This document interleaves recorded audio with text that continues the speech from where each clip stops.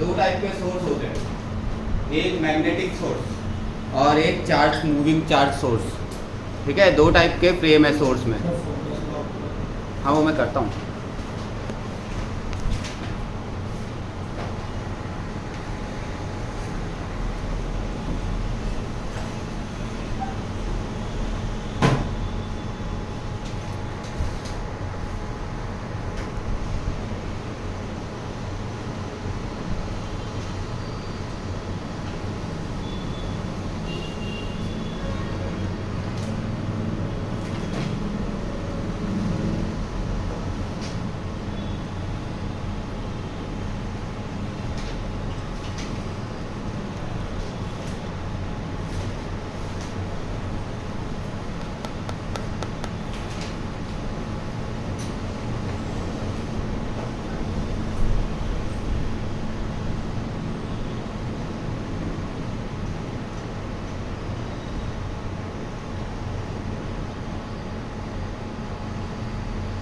बराबर है ना?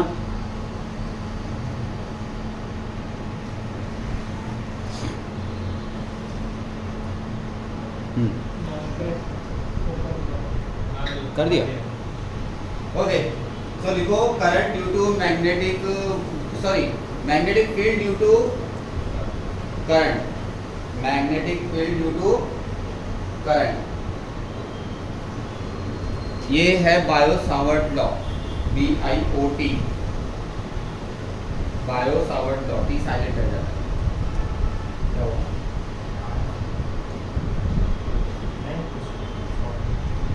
Bio Savart law. तो इसने क्या बोला, एलिमेंट्री पार्ट है, मान लो एक करंट कैरिंग वायर है, उसका एक एलिमेंट्री पोर्शन है। ठीक है, इधर एक पॉइंट है P, इस पॉइंट की जो डिस्टेंस है वो है r वेक्टर। ठीक है, और इसके बीच में r वेक्टर के बीच में और di के बीच में एंगल है थीटा। तो P पॉइंट पे फील्ड कितना आता है, dv vector is equal to constant, है ना, वो प्रोपोर्शनलिटी साइन हटाने के लिए कांस्टेंट डालेंगे। ठीक है, I dl sin theta upon r square, ये आता है। ये ऑब्जर्वेशन से आराम से ढूंढ सकते हैं लेबोरेटरी। ठीक है, इसके लिए अगर आपको चाहिए तो एक ऐसी चीज बताता हूँ। कोई एक ब्लैक स्मिथ था, उसका वो मतलब एक सिंपल सा मतलब एक स्टूडेंट जैसा था। तो उसका जो टीचर था वो किसी प्रेस कॉन्फ्रेंस नहीं, कोई मीटिंग में बिजी था।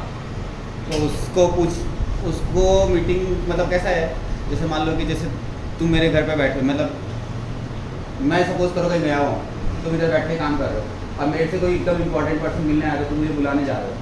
फोन नहीं होते थे उस जमाने में, बुलाने एक ऑप्शन होता था बस। हाँ, ज़्यादा दूर कोई नहीं जाता था, 2-4 किलोमीटर में सारे गाँव होते थे। उस जमाने में सिटीज़ नहीं होती थी, सिर्फ गाँव होते थे, थोड़े बड़े गाँव बस। अब क्या होता है, वो बंदा मिलने जा रहा था तो बारिश हो रही थी। ठीक है, फिर क्या होगा, वो अब कैसा है, उस ज़माने में एड्रेस भी प्रैक्टिकली कोई एड्रेस जैसे वो GPS सिस्टम तो थे नहीं। तो वो कैसा है, वो कंपास से देखते थे हर चीज़ें। तो वो जंगल के रास्ते से गया था। ठीक है, तो वो GPS से कैलकुलेट करते हैं, GPS को वो कंपास से कैलकुलेट करते हैं। तो अभी क्या हुआ था, लाइटिंग वो कंपास दिख रहा था, एक्सीडेंट हुआ था उसका। मतलब एक्सीडेंट मतलब वैसे एक्सीडेंट नहीं, मतलब उसने एक्सीडेंटली चेक किया। तो इलेक्ट्रिसिटी मतलब बारिश हो रही थी, बिजली कड़की तो उसका कंपास हिला, बिजली कड़की तो कंपास हिला। तब उसने अपने टीचर को बताया भाई ऐसा हो गया था। तब तक मैग्नेटिक फील्ड को अलग सोर्स माना जाता है, मैग्नेट मतलब मैग्नेटिक सोर्स, उसके अलावा मैग्नेटिक सोर्स का कोई और एग्जिस्टेंस नहीं है। पहली बार ये फिर बाद में क्लिक किया। ऐसे हिस्ट्री उठा रहा हूँ मैं, टाइम पास, मान लो यूट्यूब पे मैंने टाइम पास किया होगा, है ना, तो मेरे को याद रह गया बोल के मैं हिस्ट्री उठा रह गया, तो उठा रहा हूँ, नहीं रहता तो नहीं उठा।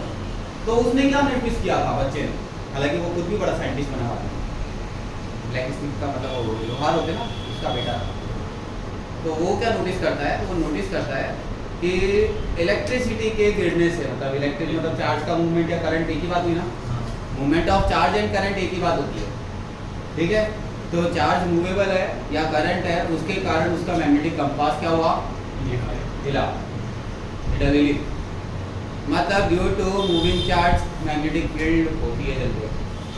थियोरेटिकली पहले स्टेटमेंट यहाँ से जनरेट होता है, हिस्ट्री में दिया, तो अभी हिस्ट्री में से उठा के लाना पड़ेगा मेरे को सारा, तो मैं सारा नहीं ला सकता।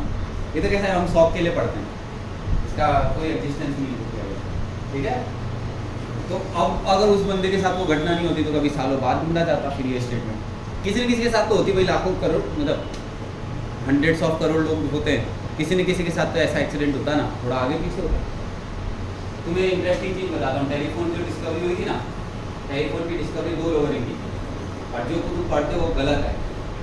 जो सही बंदा था जिसने पहले ढूंढा था, बस वो रिप्रेजेंटेशन बाद में हुआ उसका। जैसे लंदन एक सेंटर था, लंदन ब्रिटिश टाइम का सेंटर था, तो वहाँ जाके विक्टोरिया के सामने रिप्रेजेंट करना होता था, वो बोलती थी ये सही है, वो डिसाइड करती थी।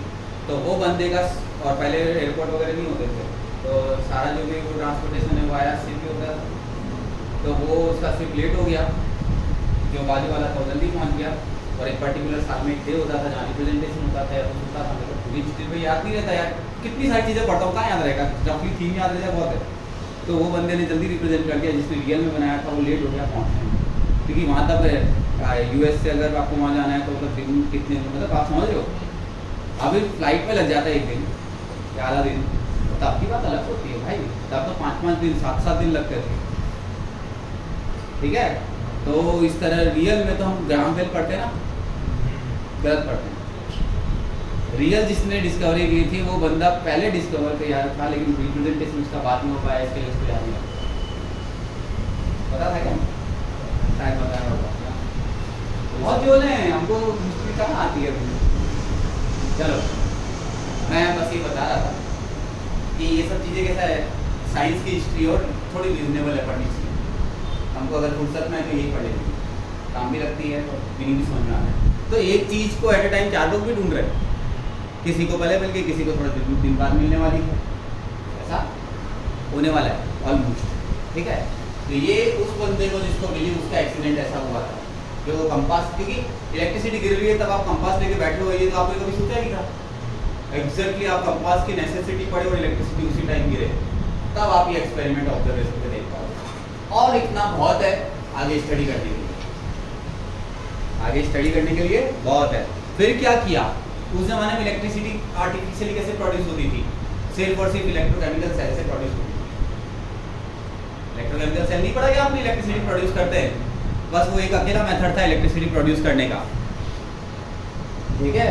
कोल नहीं प्रोड्यूस कर सकता था इलेक्ट्रिसिटी उस जमाने में, पावर प्लांट नहीं होते थे, सिर्फ एक ही प्रोसेस था, कौन सा, इलेक्ट्रोकेमिस्ट्री वाला चैप्टर। मतलब मैं आपको हिस्ट्री में उस जगह पे बता रहा हूँ। तो फिर उनके एक्सपेरिमेंटल लेबोरेटरी जो होती थी ना, वहाँ पर कैसा 2 डब्बे होते थे, लिक्विड होते थे, वो जो पूरा इलेक्ट्रोकेमिस्ट्री वाला चैप्टर, और फिर उसमें से परमिशन लेनी होती थी और फिर वहाँ एक्सपेरिमेंट करने होते थे। अभी जैसे आज की डेट में जो LHC है ना, वो जमाना इलेक्ट्रोकेमिस्ट्री में LHC के बराबर था, जिस टाइम पे सब रिसर्च होते थे। आज LHC में तुम्हें जाके एक्सपेरिमेंट करना हो तो पूरी परमिशन लेनी पड़ेगी, तुम्हारे कॉलेज में हो, तुम रिकमेंडेशन देगा, यूनिवर्सिटी देगा कि हाँ चलो इस बच्चे को हमारे को परमिशन दो, तब जाके वो देंगे, तो नहीं देने वाला। तुम्हें कोई भी बड़ी लेबोरेटरी अगर यूज़ करनी हो इंडिया की, तो तुम्हें कॉलेज रेकमेंड करता है कि भाई इस बच्चे को हमारे को रिसर्च करना है, इसको परमिशन चाहिए, तब जाके वो कॉलेज, नहीं तो करोड़ों की लेबोरेटरी तुम्हारे भरोसे छोड़ देंगे, करोड़ भी कम हो, हंड्रेड्स ऑफ करोड़ जाते हैं एक लेबोरेटरी के, तुम्हारे भरोसे क्यों छोड़ देंगे। तो वो ज़माने में रियल में जो ये एक्सपेरिमेंट्स होते थे, इनका जो रियल में मतलब जो अपैरेटस होते थे, वो ज़माने के LHC के आज के अपैरेटस के लेवल था। तो इस एक्सपेरिमेंट कैसे होते थे, फिर ऑरेस्टेट करके एक पर्सन था, उसने स्टडी किया, क्या किया, नीडल लिया, फिर नीडल को मैग्नेटिक फील्ड मतलब एक वायर लिया, मतलब मैं तुम्हें वो रियलाइजेशन दे रहा हूँ जो मेरे को याद रह गए भूल से, अगर रह गए तो सुन लो, नहीं रहते तो कोई बात नहीं थी, हम चैप्टर की बकवास कर रहे हैं, और ये बकवास कैसा है, आपको फीलिंग अटैच करने में सपोर्ट देती है। उसने क्या किया, एक वायर लिया, इधर से वही इलेक्ट्रोकेमिस्ट्री वाले चैप्टर से क्या है, 2 वायर के करंट पास करवाई, करंट पास करवा के उसने कैसा नीडल ली, मैग्नेटिक नीडल होता है ना, उसको रख के देखा, थोड़ा दूर रखा, थोड़ा पास रखा, थोड़ा बेंड करके रखा, ऐसा ना वैसा, बहुत सारे एक्सपेरिमेंट PNC किया। तो अर्थ मैग्नेटिज्म से बहुत पावरफुल मैग्नेटिज्म ये प्रोड्यूस करता है वायर, ठीक है। अर्थ मैग्नेटिज्म डिफॉल्ट है, नेचुरल है, और ये आर्टिफिशियल हो गया करंट कैरिंग वायर। तो फिर उसने क्या ये रखा और फिर रख के चेक किया, तो उसने बोला राइट हैंड रूल, इसका ऑरेस्टेट ने बोला, ये इसने बायोसावर्ट ने नहीं बोला, बायोसावर्ट ने मैथमेटिकल वर्जन बोला, फ्लेमिंग ने फोर्स बोला, हाँ तो फोर्स बोला, फील्ड का बोला, वो ऑरस्टेड ने बोला, मतलब हो सकता है नाम में थोड़ा मिसप्लेस हो, क्योंकि देखो मेरे को नाम थोड़े याद कम रहते हैं, एक दूसरे में मिसप्लेस हो सकते हैं, गारंटी नहीं ले सकता हूँ। लेकिन लॉजिकल किसने बोला वो जाने देते हैं, बोला कैसे वो इम्पोर्टेंट है।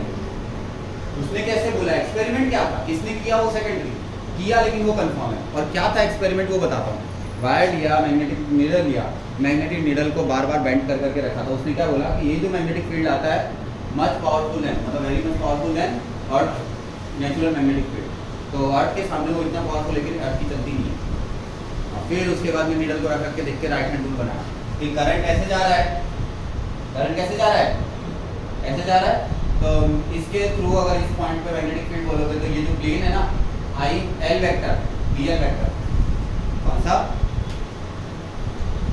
डी एल वेक्टर हो गया ना एक तरह से ये इतना, और ये R vector, D L vector और आर वेक्टर के परपेंडिकुलर, और right hand rule, right hand rule मतलब करंट का डायरेक्शन मैंने ऐसा बनाया ना, देखो कंफर्म है या तो नीचे या ऊपर है, अभी दूसरा ऑप्शन नीचे या ऊपर में से, तो राइट हैंड रूल। ये रखो थंब मतलब करंट और टी मतलब पॉइंट, किधर जा रहा है, फिंगर किधर की तरफ जा रही है, हाथ को हमेशा ऐसे रखना, सीधा मत रखना, ऐसे रफ लिया आधा मिनट, पूरा भी कर दोगे तो मजा कम आएगा, ऐसे आधा ना, हाँ थंब करंट की डायरेक्शन और फिंगर मैग्नेटिक फील्ड की डायरेक्शन, फिंगर फील्ड, हाँ फोर्स की बात खत्म हो गई, फील्ड की बात चालू है अब, ठीक है, राइट हैंड रूल चलता है डन।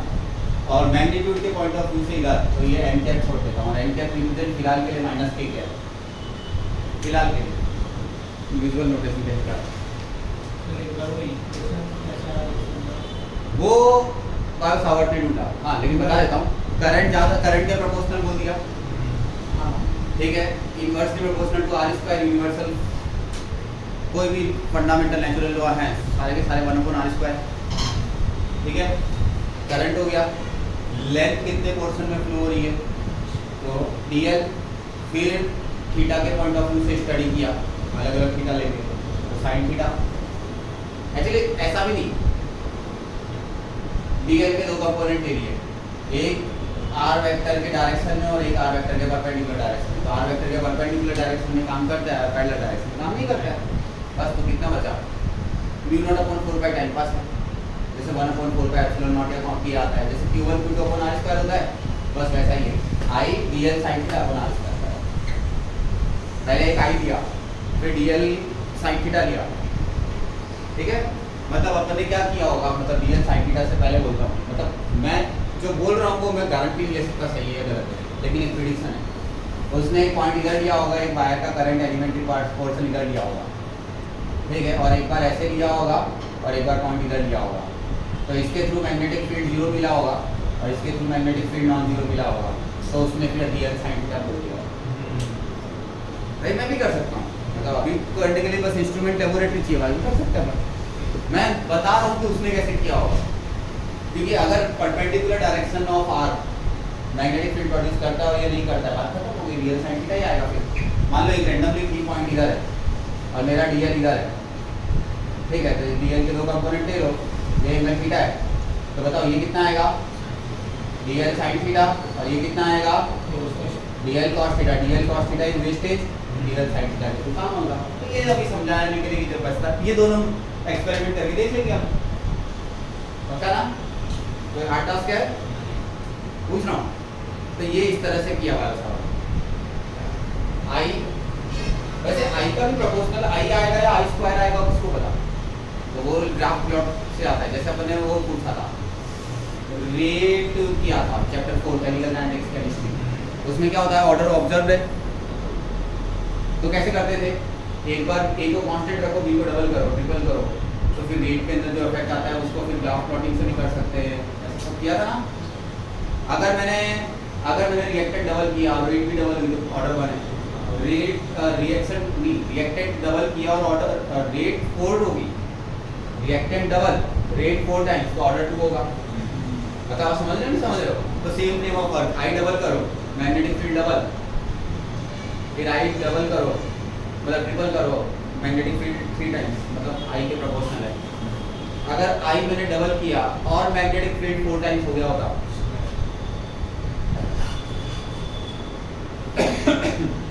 डन है क्या? आगे चलूं?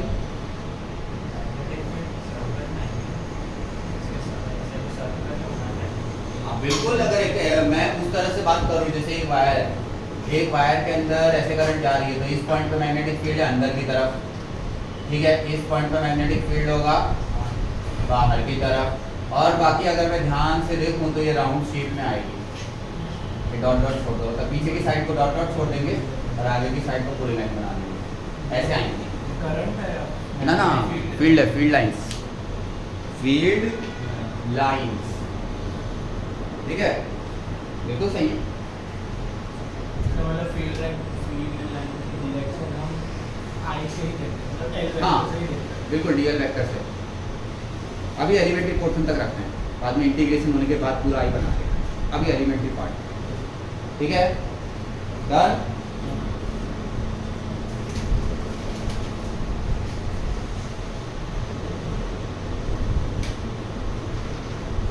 आपको क्रॉस प्रोडक्ट आता है ना, बात बताओ, ठीक है ना। अब क्रॉस प्रोडक्ट आने के बाद क्या बचता है, यहाँ पर आई डी एल काट के क्या कर दो, I D L cross R, vector आता है, वेक्टर लगाओ। कौन मना कर रहा है? नहीं तो ठीक है, मना नहीं है, नहीं लगाने तो भी चलेगा, राइट हैंड रूल भी लगेगा, लेकिन राइट हैंड रूल और क्रॉस प्रोडक्ट सेम बात होती है। Right hand rule and cross product same बात होती है। क्या? हाँ, अगर डी एल क्रॉस आर करते हो तो आर क्यूब बैलेंस करने के लिए डालना पड़ेगा ना। एक आर मैंने ऊपर मल्टीप्लाई किया तो हाँ, मैंने actually D L sine theta, तो आर कैप रखना था एक्चुअली मेरे को, यहाँ पे क्या रखना था, आर कैप। अब ठीक है, अब R square balance unit vector. अब ये एक्चुअली में हमारे को कहाँ काम करता है, हमारे को एक वायर लेना है, क्या लेना है, wire, finite length wire, infinite length wire. जैसे मैग्नेटिक इलेक्ट्रिक फील्ड भी ढूंढते थे ना, finite length charge particle charge का और इनफाइनाइट लेंथ का, तो वैसा ही। अभी सपोज करो एक फाइनाइट लेंथ का वायर, ये पॉइंट P है, ऊपर की तरफ हाईएस्ट पॉइंट है, फिर नीचे की तरफ हाईएस्ट पॉइंट है, ये ओरिजिनल लाइन है। ये ऊपर की तरफ अल्फा है और नीचे की तरफ बीटा है, नीचे की तरफ है बीटा, ध्यान से सुनना, माइनस बीटा बोलना पड़ेगा, या फिर आपको जैसे अच्छा लगे, मतलब मुझे नहीं पता आपको कैसे अच्छा लगे, मैं कोई भी लूँगा, आप जो बोलोगे वो ले सकता हूँ। अभी चांस है, बाद में चांस नहीं मिलेगा। प्रॉब्लम चलो ठीक है, तो लेंगे। फिलहाल मेरा फोकस है एलिमेंट्री पोर्शन। ये एक्चुअली थीटा होता है ना, ठीक है, तो इसको फाई नाम देता हूँ। क्या नाम देता हूँ की बात है, और ये छोटा वाला डी फाई, ये पॉइंट P, और ये लेंथ को नाम दे देता हूँ एक्स एक्सिस पे ना, इसको एक्स नाम देता हूँ, ये वाई एक्सिस पे इसको वाई नाम देता हूँ। करंट का नाम है आई, ठीक है, एक्स कांस्टेंट है, वाई वेरिएबल है, ये सिंबल आर ले गया due to this portion point at point की मैग्नेटिक फील्ड बोलो mu naught upon 4 pi I D L sine theta upon R square. किसी को कोई दिक्कत? पहला स्टेटमेंट बायो-सावर्ट लॉ को मैंने क्या कर दिया, चिपका दिया, बराबर है ना? है कोई दिक्कत तो बोलो। अभी मेरे सब कुछ एक्स की टर्म में अच्छा लगता है, तो सब कुछ एक्स की टर्म में ला देता हूँ। डी वाई और एक्स को लिंक करो ना, तो Y upon X is equal to tan phi, सब कुछ फाई में लाओ, इसमें लाओ फाई। चलो बोलो tan फाई कितना होगा, मतलब Y D Y equal to X sec square phi D phi. समझाओ डिफरेंशिएशन, विज्ञान। फिर y equal to X tan theta, tan theta का डिफरेंशिएशन क्या होता है, सेक स्क्वायर थीटा, लगे हट change root D phi, sin theta cos phi हो जाएगा, वो नहीं समझाऊंगा। r और x में रिलेट, क्योंकि y वेरिएबल है, थीटा फाई सब वेरिएबल है, सारे वेरिएबल को एक सिंगल टर्म में लाना अलाउड है। कैसे? Only phi. सारे वेरिएबल को किसमें चिपका रहा हूं मैं? ओनली फाई में। x कांस्टेंट है बेटा, आप x को देख के डर मत जाना कि x लिखा है सर सिंबल वेरिएबल होता है। अरे भाई x represents perpendicular distance of the point from the wire, वो है दिया तब फिक्स हो गया। एलिमेंट्री पोर्शन में चेंज भी कर दूंगा तो क्या वो चेंज नहीं हो जाएगा x। चलो नीचे बोलो x square sec square phi. अगर किसी को कोई दिक्कत लग रही हो तो पूछ सकता है, बराबर है। जो कट कटा के बचता है वो फाइनल लिखने वाला हूँ, म्यू नॉट आई अपॉन 4 पाई। यहाँ तक तो ठीक है। बी मतलब डी बी है ना, तो बी कैसे आता है आफ्टर इंटीग्रेशन। कौन है इंटीग्रेशन में cos पाई डी पाई। लिमिट आपने जो बोला मैं वो रखने वाला हूँ। सर कल उनका ताजिया है, उनका ना ताजिया 4 बजे से, हाँ। तो 12 से दिन उनकी क्लास हो सकती है ऑफलाइन आराम से, वो भी आने तैयार है। 12 से दिन में क्या ही क्लास है? सर आराम से 2-3 घंटे मिल गया तो ये वो तो 11 से आने भी तैयार है, वो तो यहीं पे ही है। तो कल कैसे क्लास करके कल को कोई भी रिस्क हुआ ना, नहीं सर कुछ नहीं होगा, 4 बजे के बाद निकलेगा ताजिया। तो कितने बजे तक चलेगा? फिर तो वो तो 12 बजे तक। अच्छा बोले मैम तैयार है, 3 बजे तक यहाँ निकलिए। फिर वो 3-4 घंटे चलेगा। हाँ तो फिर का कोई मतलब नहीं है, पर वो आराम से ताजिया तो ठीक है कि बीच में कुछ ब्लॉकिंग वॉकिंग चालू हो जाएगा। वॉकिंग तो होगा ही, पर थोड़ा लंबा कहीं से आना पड़ेगा। कल को जोर हो गया ना तो क्या मतलब है, ऑनलाइन लगा दूंगी एक दिन। ठीक है, वो तो तैयार है आने को, बोल रहे कोई प्रॉब्लम नहीं आने होगी में तो ऐसे। प्रॉब्लम नहीं होगी, आऊँगा तो मतलब रात को 9 बजे जाते हो तुम, 8:30 बजे क्या ही फर्क जाने पड़ता में है? मतलब कब पता नहीं क्या होगा। रास्ते बंद ही रहेंगे। हाँ बढ़ते हैं। कल जो सुबह ही लोग कर आप लेंगे। मानो ना बात, मैंने सब कैलकुलेट करके बोला है। उनका तो 11 में तो 2 लोग उधर था, तो इसलिए कोई वो मतलब बोले नहीं। कि हम लोग ना ना बच्चे हैं छोटे हैं, उनके के 12 वाले फिर भी मेच्योर है, वो तो और भी छोटे हैं। वो मान के बैठ जाएंगे कि कल को कोई भी अटक गए तो फिर या तो उनके पेरेंट्स की टेंशन या मेरी टेंशन है। 2 में से कोई एक आदमी परेशान होगा, सीधी बात है। क्यों होना भाई? नहीं पर वो तुम्हारा तो ऑफलाइन नहीं, वो तो सिर्फ और सिर्फ चौक भागने वालों को दिक्कत है। जैसे उसको मैटरपुरा है ना तो उसको चांस है, बाकी तुम लोग को क्या फर्क पड़ना है, तुम अपना सिस्टम से चलो। उनके बैच में क्या है कि 4 में से 2 लोग है ना वो उधर से आते हैं भागल साइड से, तो उन लोगों में से 2 अगर नहीं आ रहे हैं तो फिर क्या है, मैंने बोला चलो ऑनलाइन ही रखो।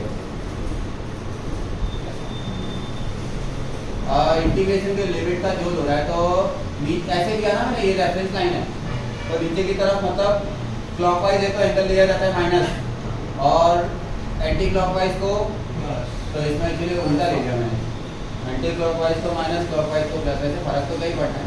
एक को प्लस लो तो एक को माइनस लो, एक को प्लस लो तो एक को हाँ, क्योंकि मैग्नीट्यूड सेम आएगा। और डायरेक्शन के लिए हम राइट हैंड रूल यूज करते हैं। बोलो कितना आएगा? cos फाई का इंटीग्रेशन साइन, तो sine alpha plus sign beta, बराबर cos का इंटीग्रेशन साइन। ठीक है, अगर आप इसमें माइनस अल्फा टू बीटा भी लोगे तो क्या फर्क पड़ेगा, मैं ऐसे बोल रहा हूँ। मतलब आप क्लॉकवाइज को माइनस और एंटी क्लॉकवाइज को प्लस लोगे तो रियल में पूछ रहा हूँ, मैग्नीट्यूड में कोई फर्क पड़ा? बस पूरे में माइनस कॉमन आया, आने दो, मैग्नीट्यूड में क्या फर्क पड़ना है। हमको वैसे भी डायरेक्शन के लिए यूज ही नहीं करना ये स्टेटमेंट, डायरेक्शन अपना राइट हैंड रूल जिंदाबाद।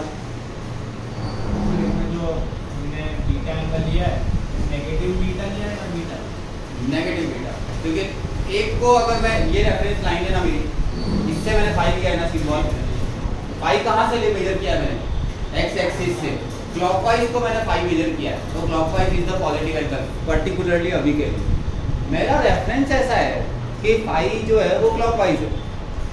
प्रॉब्लम कहाँ है, मेरा रेफरेंस क्या है इस क्वेश्चन का या इस पर्टिकुलर फ्रेम का, मैं वेरिएबल बना सकता। आप बोलो ना, आप थीटा में चलाओ सब कुछ, मैं थीटा में चला के देता हूँ सब कुछ।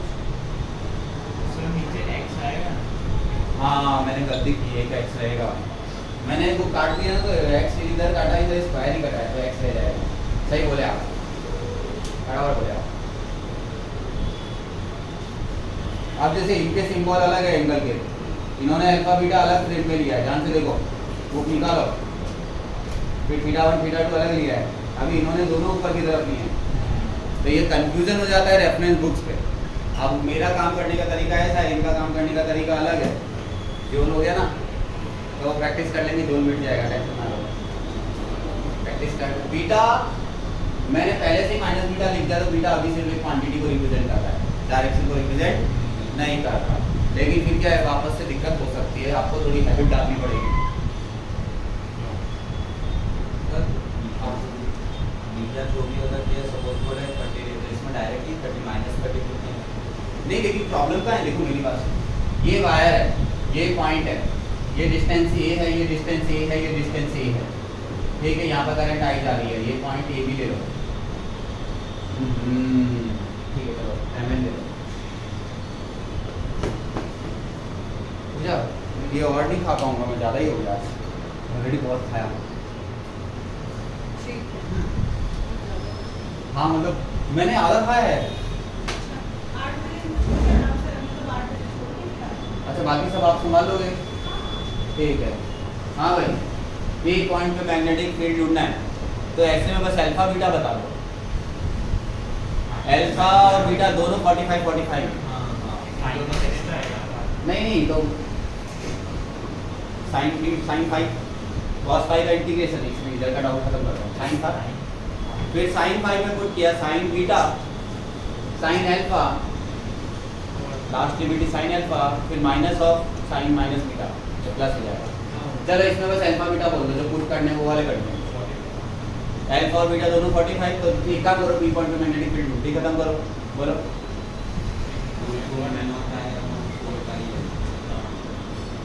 ये 45 और ये भी,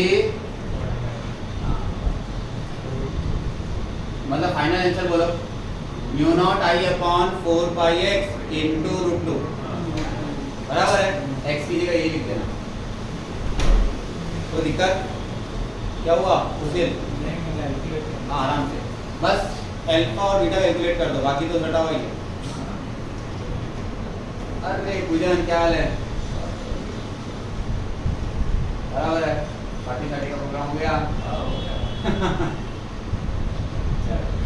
मैं आता हूँ 8 बजे।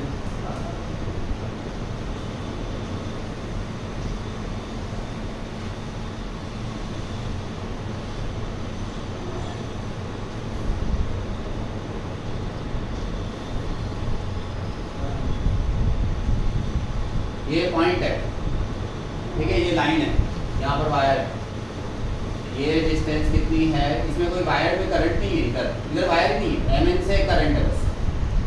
इधर मैंने बोल दिया ये भी ए है, और वो फिर इनफाइनाइट है, लार्ज। चलो पहले अल्फा और बीटा का सिग्निफिकेंस समझाओ, मतलब कितने आएंगे। अल्फा कितना होगा? ऑलमोस्ट 90, मतलब ऊपर की तरफ चला गया। तो देखो धीरे धीरे धीरे धीरे आपका हाथ है ना, मतलब ऐसे ऊपर की तरफ जाएगा ना, तो ये अल्फा कितना हो गया? 90, और बीटा बोलो 45 डिग्री है। लेकिन मैंने मेजर किया है क्लॉकवाइज, और ये आया मेरा एंटी क्लॉकवाइज, तो मेरे जो प्रेफरेंस है उसमें आएगा बीटा -45, बस। लेकिन कभी कभी क्या है, लोग उल्टा उल्टा कर देते हैं, तो जरा ध्यान से। मेरा अल्फा है क्लॉकवाइज और बीटा है एंटी क्लॉकवाइज, तो अगर मेरा बीटा क्लॉकवाइज आ गया तो मेरा रेफरेंस उल्टा हो जाएगा, तो इसके लिए -45 लेना पड़ेगा। तो इसमें देखो अल्फा बीटा लिख देता हूँ, alpha is 90, alpha is 45, beta is also 45। यहाँ पर अल्फा की वैल्यू 90 और बीटा की वैल्यू -45। बीटा ये रहा एम और एन, ये तो ऑलमोस्ट 90 हो जाएगा, ये ऑलमोस्ट कितना हो जाएगा? 90। तो अल्फा जो है वो क्लॉकवाइज मेजर किया जाता है, मेरे हिसाब से, ध्यान से सुनना, वापस बोल देता हूँ, क्या मेरे हिसाब से अल्फा इज क्लॉकवाइज और बीटा इज एंटी क्लॉकवाइज। आप कंफ्यूज मत हो जाना। अगर मेरा क्लॉकवाइज है बीटा तो सीधा सीधा बीटा है, और बीटा एंटी क्लॉकवाइज। और अगर मेरा बीटा क्लॉकवाइज आ जाता है रूल से, तो करेक्शन माइनस है। या तो आप फिर रेफरेंस चेंज कर लो, अभी क्या मेरा वाला रखो, मेरे को पता नहीं अब क्या रखो, जनरली मेरे को ये कन्वीनियंट लगता है और ये बहुत मस्त होता है। वो क्या है, हैबिट डलने पर है, इनके भी मस्त है, इनके भी एक्सपीरियंस है। डन। तो इधर जब हमने इंटीग्रेट किया,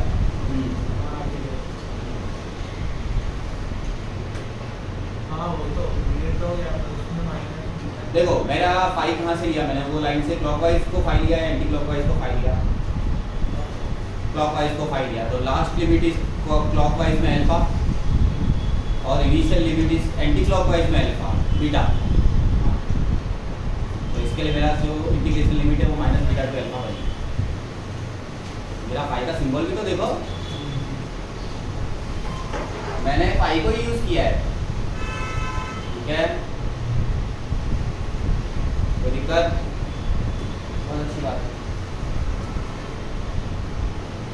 सपोज एक स्क्वायर लूप है, क्या है? सपोज एक स्क्वायर लूप है, करंट कितनी जा रही है इसमें?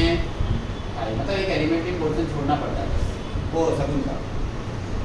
सेंटर पे साइड ए ले लो, करंट आई ले लो, सेंटर पे मैग्नेटिक फील्ड ढूंढो। क्या यहाँ जीरो नहीं है? देखो चलो हिंट देता हूँ, 4 पोर्शन में तोड़ दो, 1 2 3 4। Due to first wire magnetic field बोलो एट पॉइंट पी बाहर, ड्यू टू सेकंड वायर बोलो, ड्यू टू थर्ड वायर बोलो, ड्यू टू फोर्थ वायर बोलो। तो एक्चुअली में सबका जुड़ेगा, तो आप जो ओरल सोच रहे हो नहीं होने वाला। 4 mu naught upon mu naught I upon 4 pi, ठीक है, वो बाद में सोचेंगे 4 काटना। अच्छा हाँ, म्यू नॉट अपॉन 4 पाई की वैल्यू तो मैंने दिखाई नहीं थी। हाँ, म्यू नॉट अपॉन 4 पाई की वैल्यू 10⁻⁷ यूनिट, जरा देख लेना, तो मैं बोलना भूल गया वो। ठीक है, वो तो जो होती है वही होती है, मतलब मेरे चाहने नहीं चाहने से चेंज होने वाली है नहीं, तो इसको छोड़ो। हाँ, तो एक पोर्शन का ढूंढ लो, उसका 4 टाइम्स कर दो, तो एक पोर्शन का ढूंढो। सर आप निकलो ना, उससे पहले एक बार फोन कर देना, तेलिश को शायद तेलिश को आपको लेके आना है। ओके,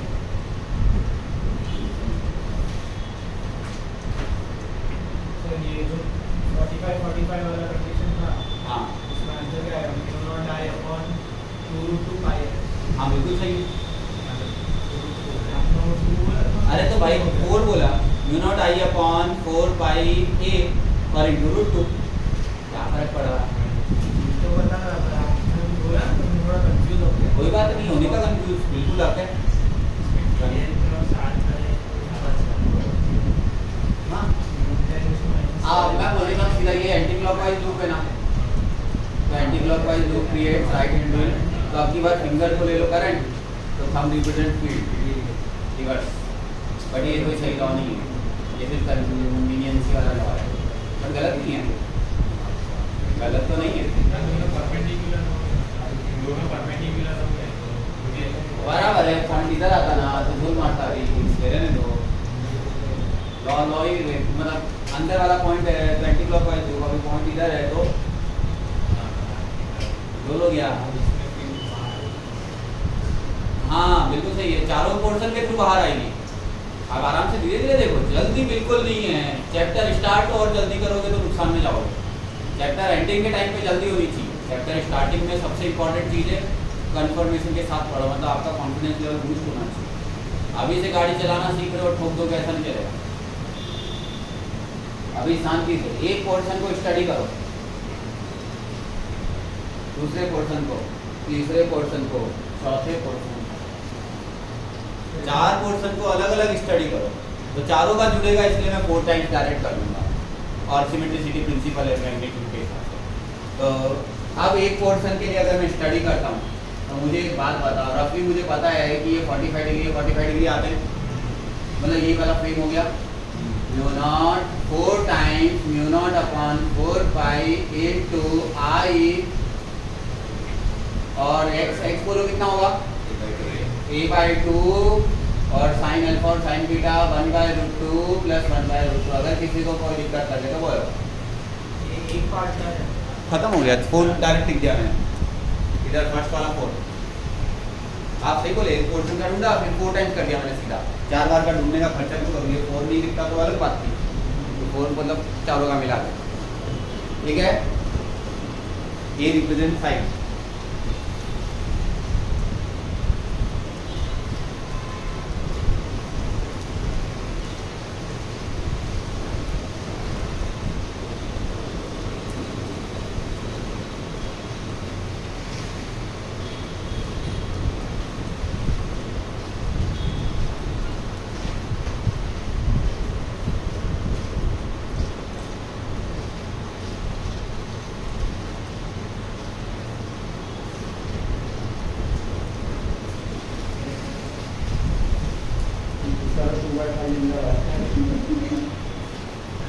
सेमी सर्कुलर वो थोड़ा मतलब हुआ है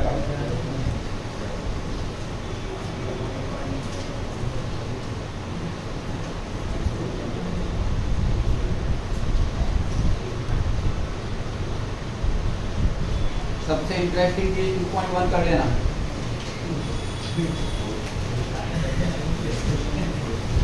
क्या हुआ? तो इस बुक में तो प्रैक्टिस के लिए तो हमने सिंगल उठाई, हमने सिंगल रीडिंग के लिए थोड़ी उठाई है। यही तो सिंगल इसलिए उठाई है कि नंबर में प्रैक्टिस करवाने में सिंगल काफ़ी अच्छी है। क्वांटिटी क्वालिटी दोनों बहुत हाई है, क्वांटिटी और क्वालिटी दोनों बहुत हाई है। मतलब यूरोडो के क्वेश्चन भी देखता हूँ मैं, और यूरोडो के क्वेश्चन भी मतलब दो तीन तरीकों से करते हैं भाई लोग। एक से तो बच्चे लोग करते हैं। चलो अभी सेम फ्रेम ऑफ वर्क आप एक काम करेंगे। क्या बोल रहे हो आप?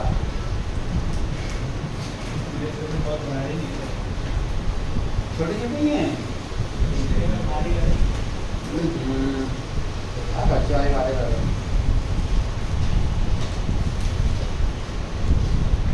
तो मतलब इसमें कभी भी हम अगर मैग्नेटिक फील्ड फाइंड करना होगा तो हम ऐसे ये बनाएंगे, फिर अल्फा बीटा करेंगे। अल्फा बीटा दिख जाता है उधर। अब वो तो दिख जाता है। ट्रायंगल ही है वो अब समझ में क्वेश्चन होगा। नहीं वो फोर्थ इलस्ट्रेशन एन टाइम्स होगा, वो भी लोग ना करेंगे। हाँ मतलब अभी सिंगेज करना यूरोडो के बराबर ही बात है।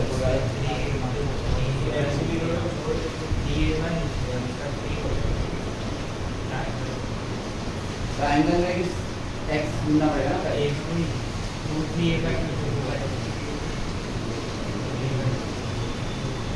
सही प्रैक्टिकल बोल दिया। हाँ चलो 2.3 कर लो, इलस्ट्रेशन 2.3 करो। जानबूझ के बोल रहा हूँ मैं 2.3 करो, फोकस।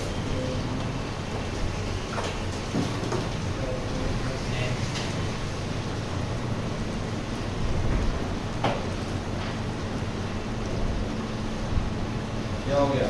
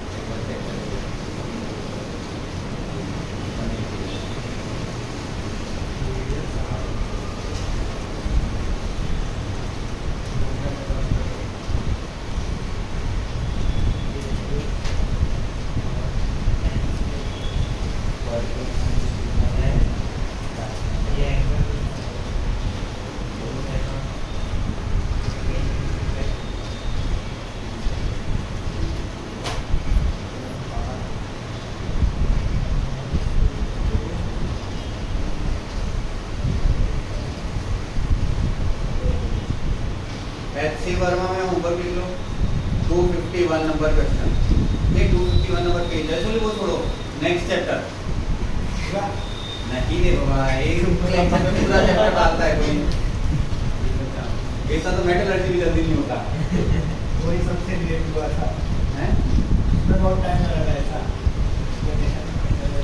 हाँ एक तो कम हो गया था अपनी। थोड़ा सा सारा 5 के लिए ऐसा भी लगाऊंगे बस इतना भी 25 तक कर लेना। Magnetic field due to straight line या स्ट्रेट वायर, ये अपना हेडिंग है। Magnetic field due to straight wire, इससे ज्यादा अपने को कुछ नहीं आता।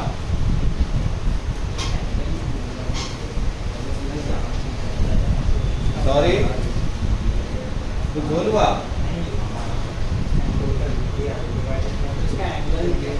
अच्छा अभी वो तुम्हें टोटल इंटीरियर एंगल का एडिशन बताना है मुझे। Direct formula. हाँ तो फिर 2 पाई डिवाइड बाय n तो पाई बाय n ऊपर नीचे पीछे अल्फा बीटा दोनों पाई बाय n। अरे एक राउंड 260 360 क्या बोल रहा हूँ मैं? एक राउंड 360 तो 2 पाई, एक्चुअली 2 पाई और 360 दोनों मैच हो गए, 260 निकल गया मुझसे। मेरा एक्चुअली क्या है, दिमाग ज़्यादा फास्ट चलता है, मुंह से नहीं बोल पाता ठीक बात। तो एंगल हो गया 2 पाई, n पोर्शन में डिवाइड, तो 2 पाई बाय n, ऊपर की तरफ पाई बाय n, नीचे की तरफ पाई बाय n, तो पाई बाय n। तो सीधा सीधा बोल देता हूँ, ओरल हो जाएगा।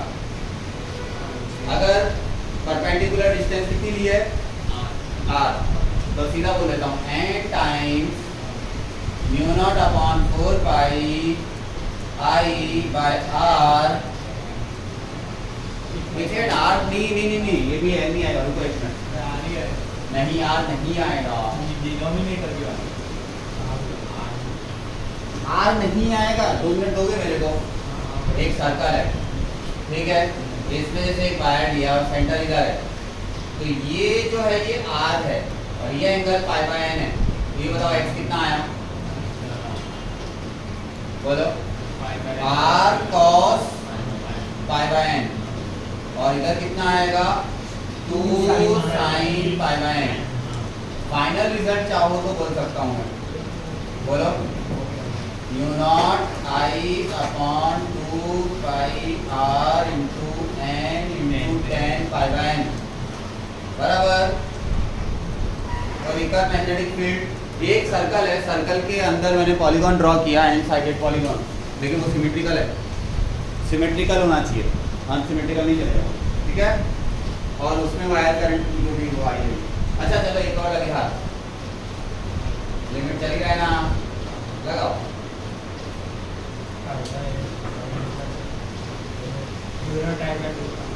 म्यू नॉट आई अपॉन,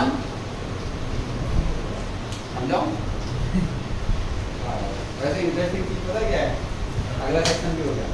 नहीं देने वाला मैं, टेंशन ना लो, चेक कर लो उसका डेरिवेशन चाहिए तो चेक करा देता हूँ।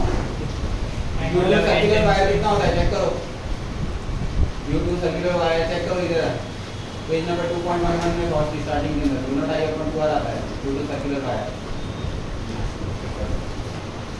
इरोडो में बाकायदा ऐसी फ्रेम में पूछा है कि पहले वो क्या करते हैं, मतलब लाइन से ही वो सर्कल समझा रहे हैं, लास्ट में समझे रहेगा यार। बाद में चलाएंगे, अभी आज नहीं कर रहा हूँ, कोई टेंशन ना लेना। तो इसमें एंगल क्या होता है? अच्छा अभी मुझे एंगल समझाना है। देखो टोटल होता है 2 पाई, हाँ, एक बार का साइड का हो जाएगा pi by n, 2 pi by n, और उसमें भी आधा आधा 2 pi by n। Total 2 pi centre की तरफ से, उसको n इक्वल पोर्शंस में डिस्ट्रीब्यूट करो, 2 पाई बाय n, और उसका भी आधा आधा, ऊपर की तरफ अल्फा आधा, नीचे की तरफ बीटा आधा। क्या हुआ, ये पॉलीगॉन टाइप के क्वेश्चन यही ज़्यादा पूछती है, ट्रायंगल पूछ लिया, स्क्वायर पूछ लिया, फिर रेक्टेंगल भी पूछ लेते हैं। रेक्टेंगल में भी परपेंडिकुलर डिस्टेंस कांस्टेंट नहीं रहेगी। जैसे एक रेक्टेंगल हुआ तो ये जो पॉइंट है सेंटर, इसके इधर से डिस्टेंस और इधर से डिस्टेंस, ये जैसे कैसा साइड a बाई बी है ना, तो ये आ जाएगा a बाई 2, ये हो जाएगा b बाई 2, और फिर दोनों एंगल भी सेम नहीं आएंगे, ये एंगल ये दोनों सेम आएंगे, लेकिन ये दोनों सेम अलग आएंगे। मतलब 2 बार एक थीटा होगा तो एक दूसरा 90 थीटा हो जाएगा, वो निकाल लेंगे हम, काट तो लेंगे, लेकिन पता है कि हाँ ठीक है थोड़ी टाइम कंज्यूमिंग है। मैंने आपको पिछली बार बोला था, ये पता तब चलेगा टाइम कंज्यूमिंग होगा, बस कुछ नहीं है दिक्कत। हाँ सॉरी, टेन थीटा आएगा, हमको साइन थीटा चाहिए, थोड़ा कर लेंगे, लेकिन पता है जरूरत पड़ी तो कर लेंगे, और वो आपको करवाएंगे कौन, HCV या सिंगेज, दोनों में से कोई एक बुक तो डाल ही देगी ये क्वेश्चन। मुझे नहीं लगता कि दोनों मिला के डाल ही नहीं पाएंगे, ठीक है। 2 चीज़ें करनी है आपको घर पे होमवर्क में, कौन कौन सी बोलो, पहले लेकिन सिंगेज करना, ठीक है, पहले सिंगेज करना। एक बार HCV आज में नहीं होती है तो आप कभी सैटरडे वैटरडे कर लिया करना, मतलब कुल मिला के अपने को एक दिन तो करनी है। मैं जब चैप्टर कंप्लीट करूँगा तो डाउट सॉल्विंग ऑब्वियसली दूंगा, लेकिन मैं आपको कैसा है कि HCV में थोड़ा बता देता हूँ क्या करना। तो सेक्शन 1 के बाद डाउट सॉल्विंग करने में ज़्यादा कन्वीनियंट रहेगा, क्योंकि HCV का इस बार लेवल अच्छा है, का वो तो आपको आइडिया लगा होगा। सिंगेज में और HCV में गैप है ज़्यादा, सिंगेज का लेवल नहीं बढ़ा है ना, सिंगेज अपनी कांस्टेंट चल रही है, HCV का लेवल बढ़ा है। मुझे तो मतलब ऐसा लगता है कि HCV तो बड़ा ही है, तो लास्ट टाइम से कितना पड़ा है कहाँ पड़ा है लेवल?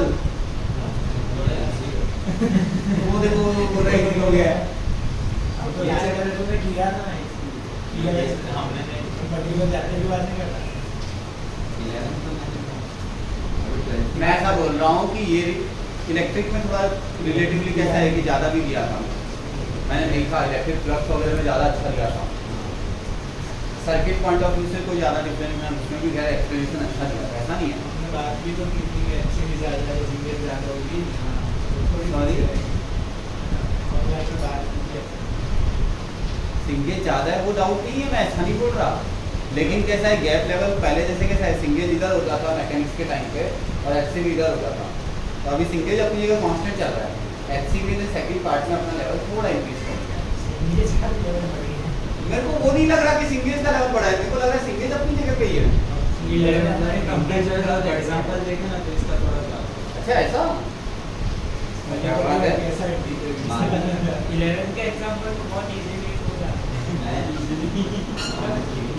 मैं तो देखे भी नहीं जाते मुझे पता चला कि 11 के अंदर लेवल इजी था सिंगेज का इसके कंपेयर में ऐसे मतलब 12 भी है ये से कुछ बढ़ रही है पहली सीनियर थोड़ी बढ़ती है अच्छी बात है भाई बढ़ गई मतलब ऐसा तो आज ज़्यादा लेवल वाला कर रहे हो खुश हो जाओ और क्या बोलो ये सोच के खुश हो जाओ और क्या बोलो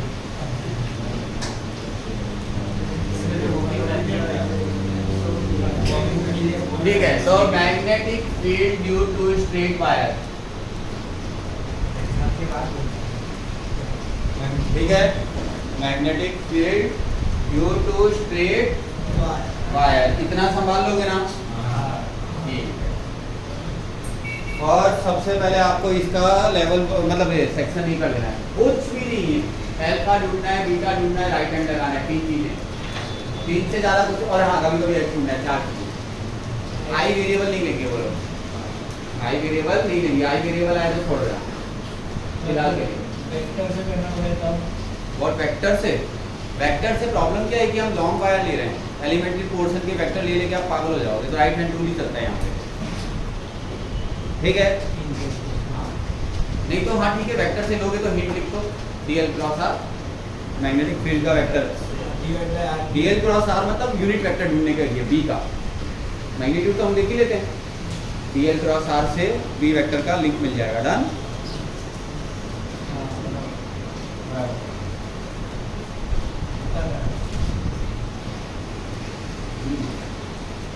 बस आज के लिए इतना बहुत है इतना 14 तक कर लेना